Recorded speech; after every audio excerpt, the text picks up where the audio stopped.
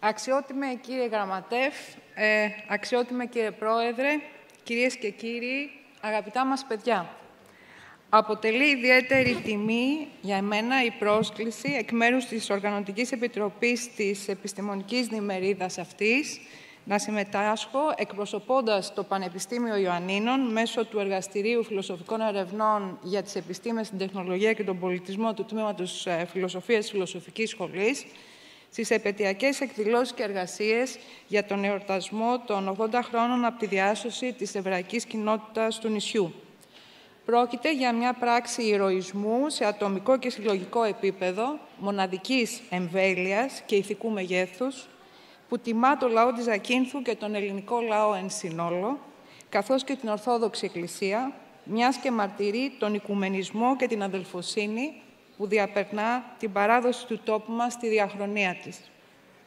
Η δική μου συμβουλή στην ερμηνεία και την αποτίμηση της σημερινής επετείου δεν αφορμάται από τη σκοπιά της ιστορικής αλήθειας, που είναι αυτή της κυρίας Λεμονίδου, της συναδέλφου ιστορικού, ούτε από εκείνη της διαπολιτισμικής και διαθρησκειακής παιδαγωγικής, του παιδαγωγικού, θα λέγαμε, παραδείγματος της εκπαίδευσης, που ήταν εκείνη του κυρίου Παναγιωτόπουλου, αλλά από τη σκοπιά του κριτικού αναστοχασμού πάνω στα ιστορικά γεγονότα και την αναμνηστήρια σχέση μας με αυτά, που είναι αυτά της σύγχρονης πολιτικής φιλοσοφίας. Το να μιλήσει λοιπόν κανείς για ένα τόσο σύνθετο θέμα, όσο η διαβόητη υπόθεση Άιχμαν, για τον τρόπο που έγινε αντικείμενο επεξεργασίας από τη Γερμανοεβραία φιλόσοφο Χάνα Άρεντ στο πλαίσιο των κριτικών αναλύσεών της για την πολιτική ζωή του περασμένου αιώνα, είναι ασφαλώς κάτι αρκετά διακινδυνευμένο, ιδιαιτέρως όταν το πεδίο απεύθυνσης δεν είναι ένα κοινό ειδικών, φιλοσόφων, ιστορικών των ιδεών, πολιτικών επιστημόνων, αλλά ένα ευρύ κοινό, το οποίο μάλιστα συνευρίσκεται σήμερα με αφορμή μια επετειακή συγκυρία, ένα επετειακό momentum, η επέτειος λοιπόν της διάσωσης της εβραϊκής κοινότητας.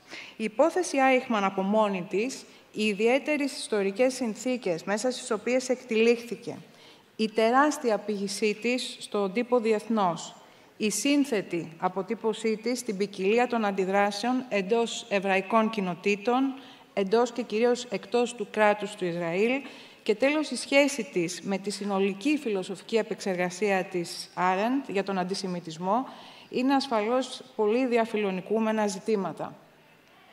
Ξεκινώ παρά τα αυτά λέγοντας ότι η Άρεντ απορρίπτει τον αντισημιτισμό ως μια απλή μορφή ψυχολογικής αντίδρασης, ως έκφραση συλλογικού μίσους, συλλογικής μνησικακίας ή εκφοβισμού.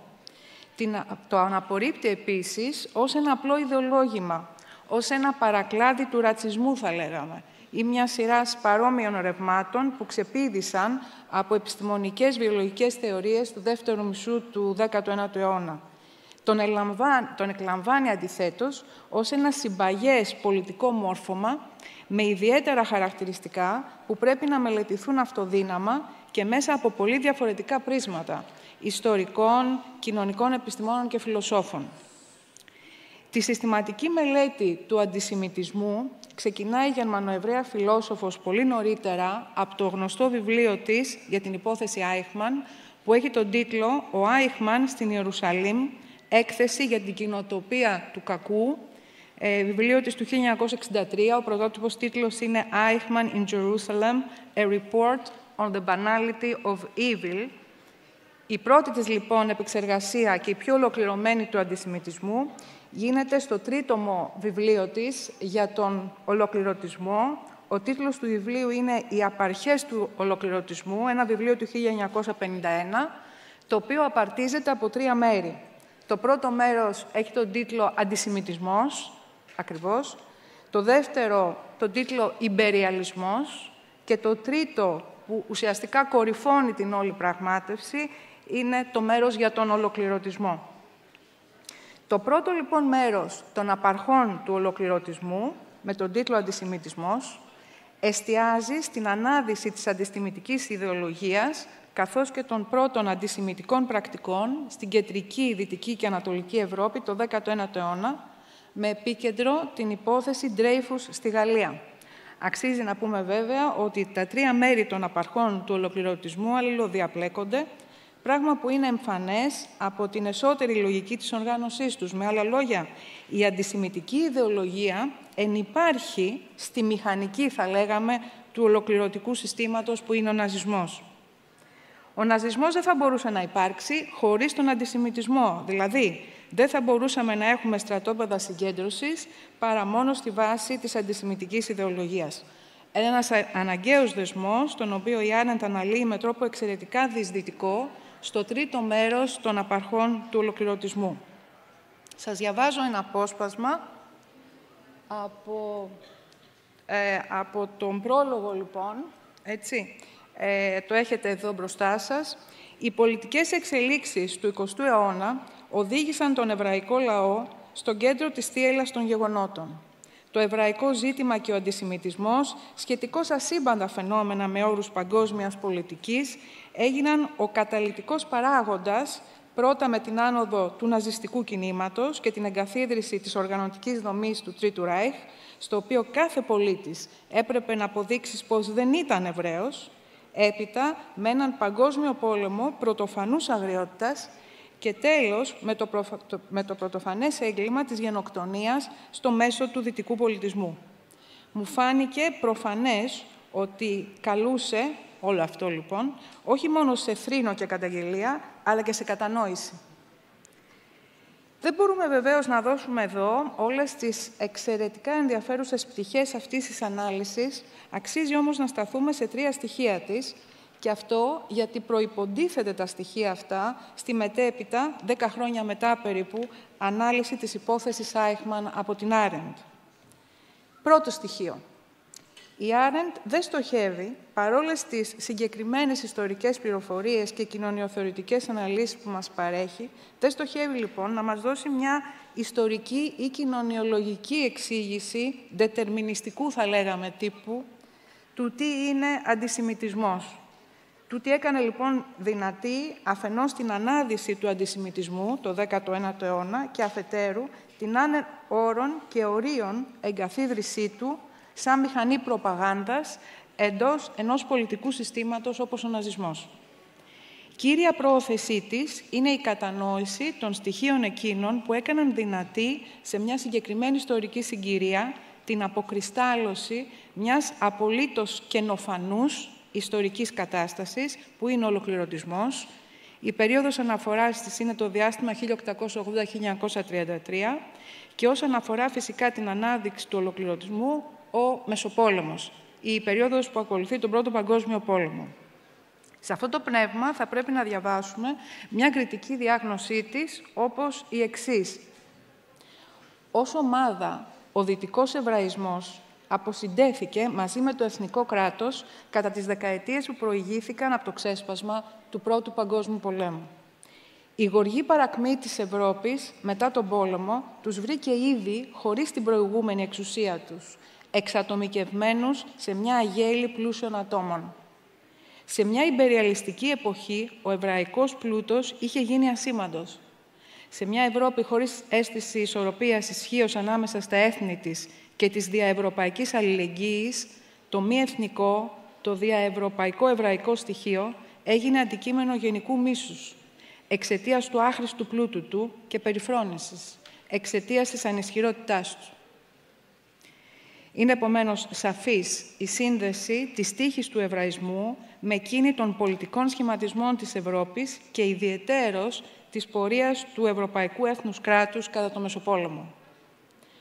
Ένα δεύτερο στοιχείο στον αντισημιτισμό είναι η ερμηνεία του όχι με όρους μηχανιστικής αναγκαιότητας, ούτε με όρους διαλεκτικής αναγκαιότητας, λόγου χάρη μαρξιστικού τύπου, ότι είναι ο πλούτος των Εβραίων που τους έκανε μισητούς στον υπόλοιπο μέρος του πληθυσμού. Αλλά θα λέγαμε ως μια φαινομενολογία πρακτικών και αντιλήψεων που αποκρισταλώθηκαν στην πορεία του 19ου αιώνα και διεθνοποιήθηκαν μέσω του ιμπεριαλισμού των μεγάλων ευρωπαϊκών χωρών στην περίοδο γύρω από τον Πρώτο Παγκόσμιο Πόλεμο. Γράφει, η μεγάλη πρόκληση κατά την νεωτερική περίοδο και ο ιδιάζων κίνδυνός της ήταν ότι κατά αυτήν ο άνθρωπος για πρώτη φορά αντιμετώπισε τον άνθρωπο χωρίς την προστασία περιστάσεων και συνθηκών που διέφεραν. Και αυτή ακριβώς η έννοια της ισότητας έκανε τις νεωτερικές φιλετικές σχέσεις τόσο δύσκολες, γιατί αυτές ασχολούνται με φυσικές διαφορές, οι οποίες με καμία εφικτή και νοητή αλλαγή συνθηκών δεν μπορούν να γίνουν λιγότερο εμφανείς. Επειδή η ισότητα απαιτεί να αναγνωρίζω το κάθε άλλο άτομο ως ίσομο, οι συγκρούσεις μεταξύ διαφορετικών ομάδων που για δικούς τους λόγους είναι απρόθυμες να παραχωρήσουν η μία στην άλλη αυτή τη βασική ισότητα, παίρνουν τέτοιες τρομακτικά, άγριες μορφές. Έτσι, όσο πιο ίση ήταν η κατάσταση των Εβραίων, τόσο πιο εκπληκτικές ήταν οι διαφορές των Εβραίων. Αυτή η νέα συνειδητοποίηση οδήγησε σε κοινωνική μνησικακία απέναντι στους Εβραίους και συγχρόνως σε μια ιδιάζουσα έλξη προς αυτούς. Η διαμόρφωση ενός εβραϊκού τύπου οφειλόταν και στα δύο, και στην ιδιαίτερη δυσμενή διάκριση, αλλά και στην ιδιαίτερη εύνοια. Ένα τρίτο αποφασιστικής σημασίας στοιχείο αυτής της κριτικής ανάλυσης του αντισημιτισμού έχει αμιγώς φιλοσοφικό χαρακτήρα και το ξανασυναντάμε τροποποιημένο στο βιβλίο της Άρεντ για τον Άιχμαν.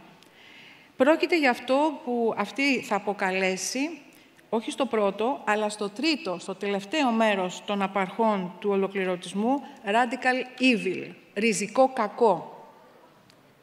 Το ότι ο λόγος περί εβραϊκότητας είχε να κάνει με θεμελιώδεις αντιλήψεις περί ισότητας, διαφοράς και βασικών θέσεων για την ανθρώπινη κατάσταση εν γέννη, ήταν ήδη εμφανές στην ανάλυση για τον αντισημιτισμό. Η ενσωμάτωση εντούτοις της αντισημιτικής ιδεολογίας εν είδη προπαγάνδας εντός του ολοκληρωτικού ναζιστικού συστήματος οδήγησε σε μια πρωτοφανή στη ριζικότητά της στάση απαξίωσης του ανθρωπίνου και αποθέωσης του απάνθρωπου. Με άλλα λόγια, την απάρνηση του ανθρώπινου ως τέτοιου, την οποία η Άρεντ αποδίδει, ανακαλώντας τις αναλύσεις του μεγάλου Γερμανού φιλόσοφου του διαφωτισμού του Ιμάνουελ Καντ ως το ριζικό κακό. Αυτό που πραγματώθηκε στα στρατόπεδα συγκέντρωσης είναι η έκφραση ενός πρωτοφανούς ριζικού κακού.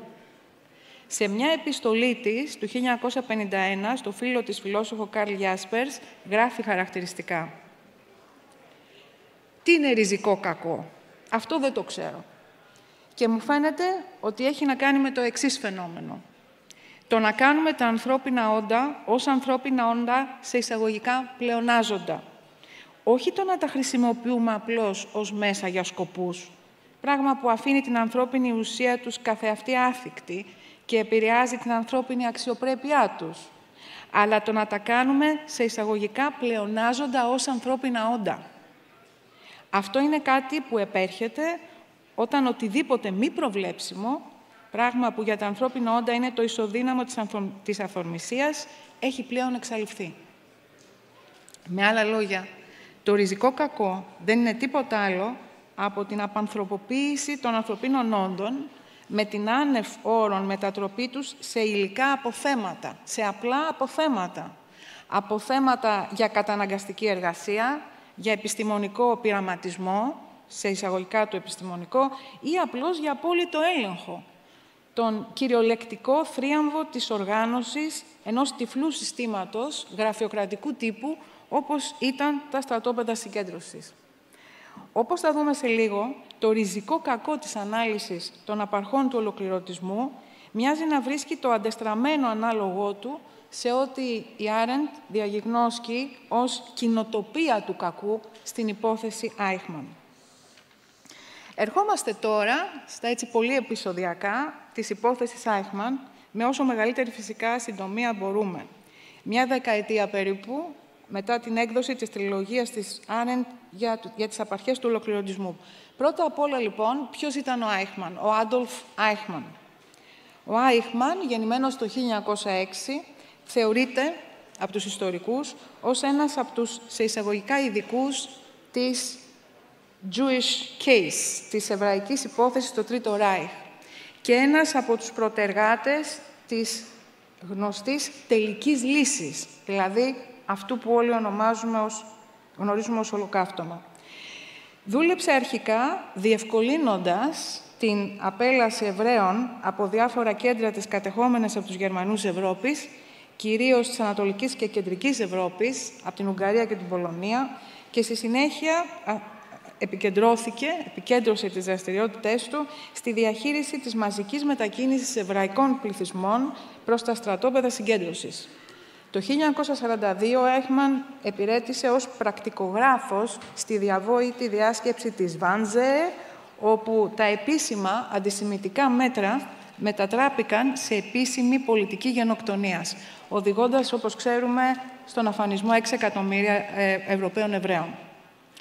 Μετά το 1942, ο Άιχμαν διορίστηκε επικεφαλής των τρένων που μετέφεραν τους πληθυσμούς Εβραίων από κάθε σημείο της Ευρώπης στην κατεχόμενη Πολωνία.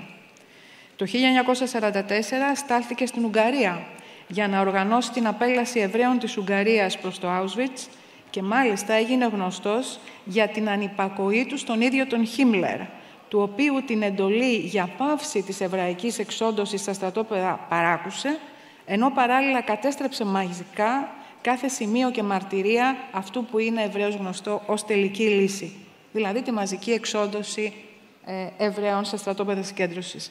Το 1945 κατέληψε την Ουγγαρία, λίγο πριν την άφιξη των Σοβιετικών στη χώρα, και ενώ συνελήφθη από τον Αμερικανικό στρατό, κατόρθωσε να διαφύγει. Εικάζεται ότι κρυβόταν για λίγα χρόνια στη Γερμανία μέχρι το 1950, όπου μέσω Ιταλίας απέκτησε διεθνές διαβατήριο του Ερυθρού Σταυρού και αργεντινική βίζα, διαφεύγοντας εν τέλει στη Νότια Αμερική, στην Αργεντινή, όπου για μια δεκαετία έζησε στην αφάνεια, κάνοντας διάφορες δουλειές.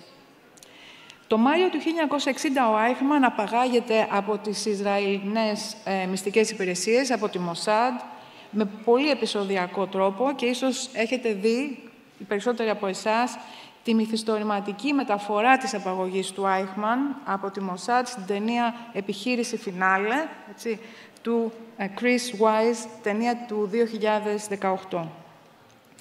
Ο Άιχμαν μεταφέρεται στο Ισραήλ για να δικαστεί για τα εγκλήματά του.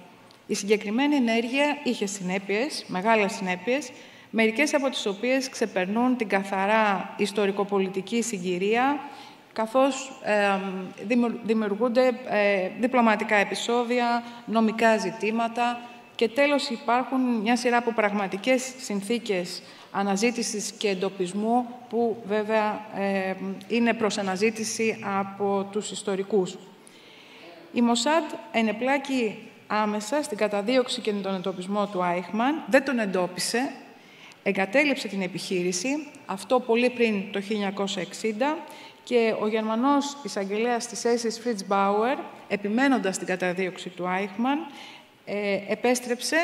επανέφερε την υπόθεση στη Ισραηλινή κυβέρνηση το 1959, οδηγώντας εν τέλει στην απαγωγή του, στην αναζήτηση, την εξέβρεση και την απαγωγή του στο Ισραήλ.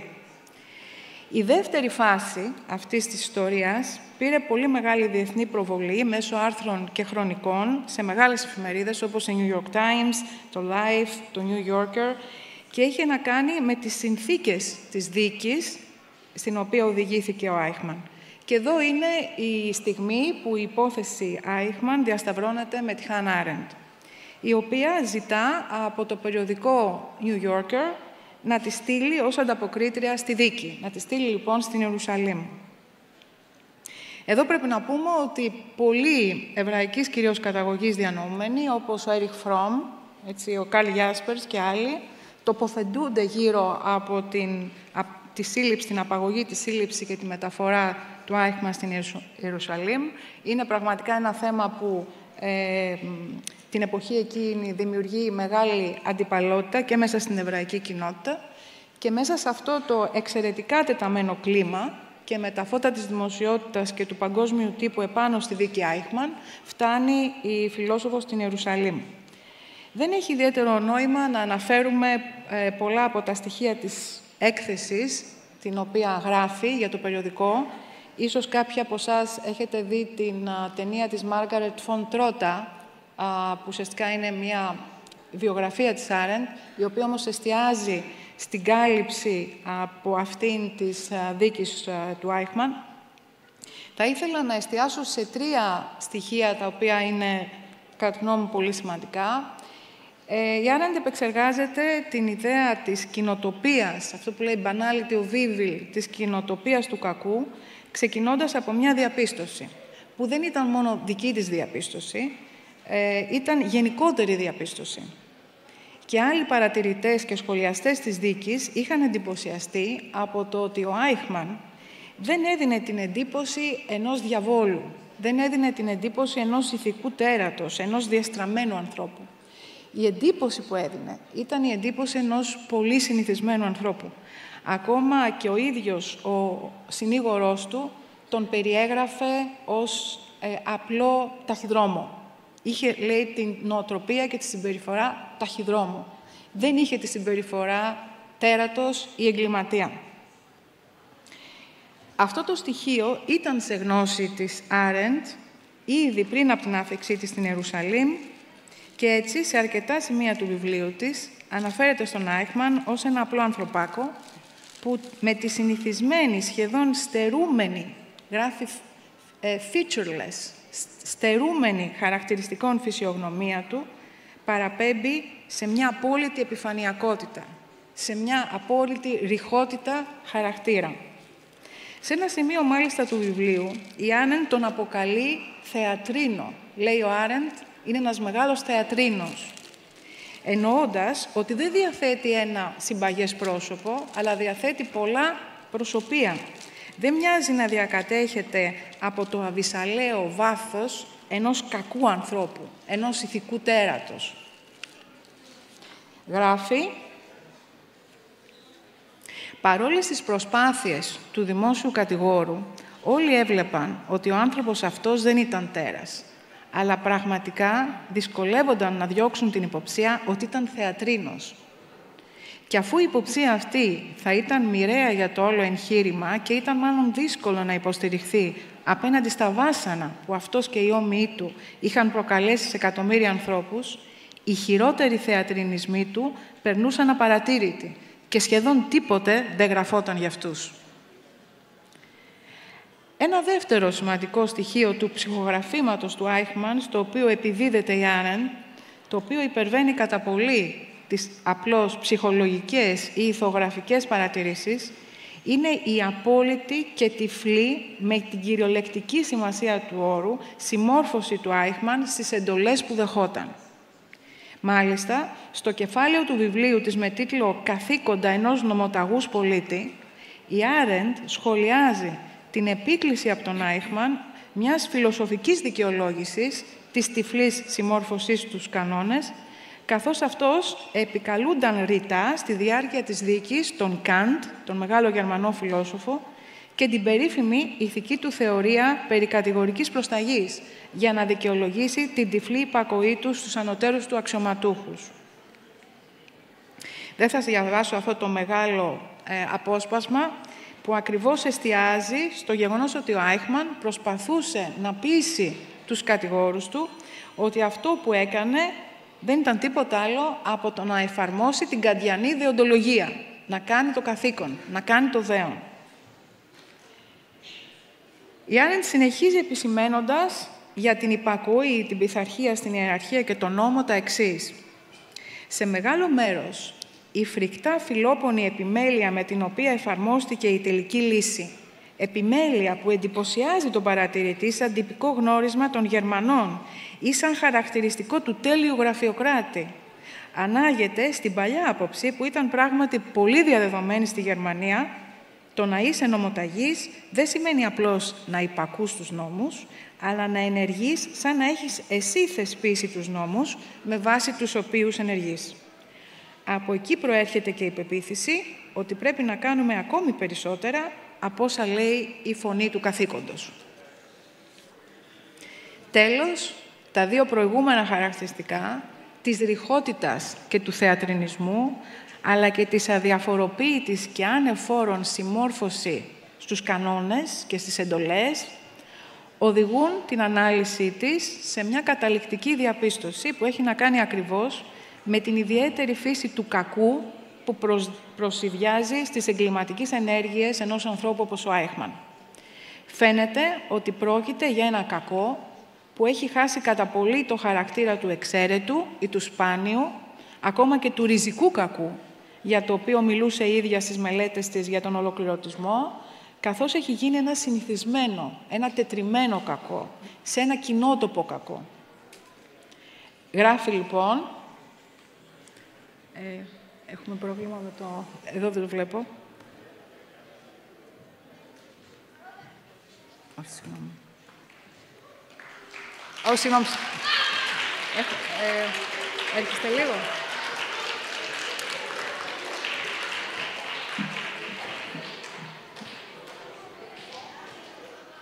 Ναι. Δεν σας κουράσω άλλο, αυτό είναι το τελευταίο σημείο. Όπως γράφει, αλλά είναι πολύ χαρακτηριστικό για αυτό που γράφει, όπως ακριβώς στις πολιτισμένες χώρες προϋποθέτει κανείς πως η φωνή της συνείδησης λέει στον κάθε πολίτη «ου φωνεύσεις», αν και μερικές φορές ο άνθρωπος έχει φωνικές διαθέσεις και επιθυμίες, έτσι το δίκαιο στη χώρα του Χίτλερ απαιτούσε από τη φωνή της συνείδησης να λέει σε όλους «να φωνεύσεις». Αν και οι οργανωτές των σφαγών ήξεραν πολύ καλά ότι ο φόνος εναντιώνεται στις έμφυτες κλίσεις και επιθυμίες των περισσότερων ανθρώπων. Το κακό στο Τρίτο Ράιχ είχε χάσει ένα χαρακτηριστικό με βάση το οποίο το αναγνωρίζουν οι περισσότεροι άνθρωποι, την ιδιότητα του πειρασμού.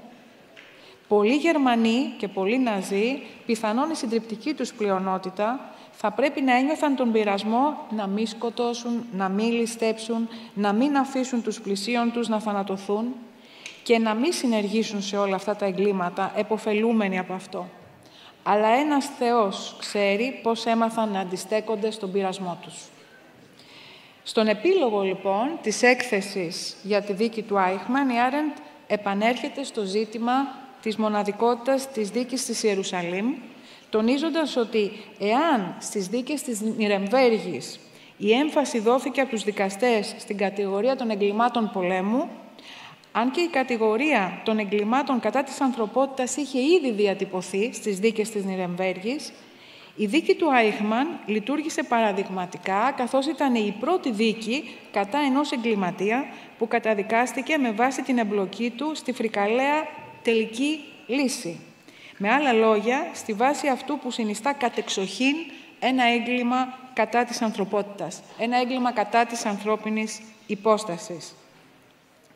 Γράφει λοιπόν, φαινομενικά πιο περίπλοκο, αλλά πραγματικά πολύ πιο απλό από το να εξετάσουμε την αλόκοτη αλληλεξάρτηση απερισκεψίας και κακού, είναι το να απαντήσουμε στο ερώτημα τι είδος έγκλημα είναι το προκείμενο.